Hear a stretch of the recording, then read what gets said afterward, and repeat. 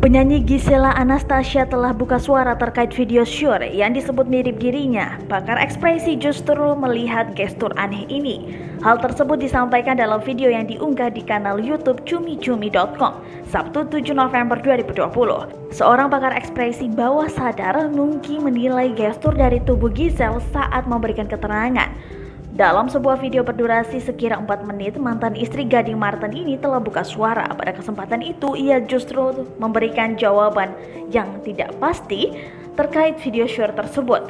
Nungki bahkan melihat pada video klarifikasi Gisel sebagai korban dari ramainya video syur yang diduga dirinya.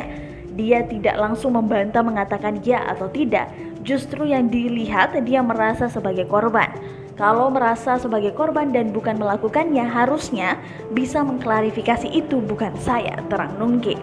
Nungki menambahkan, biasanya seorang yang menjadi korban akan berusaha memberikan bukti serta langsung membantah, yang mana bukti tersebut diharapkan bisa membantah bahwa sosok perempuan yang ada dalam video syur tersebut bukanlah dirinya sendiri.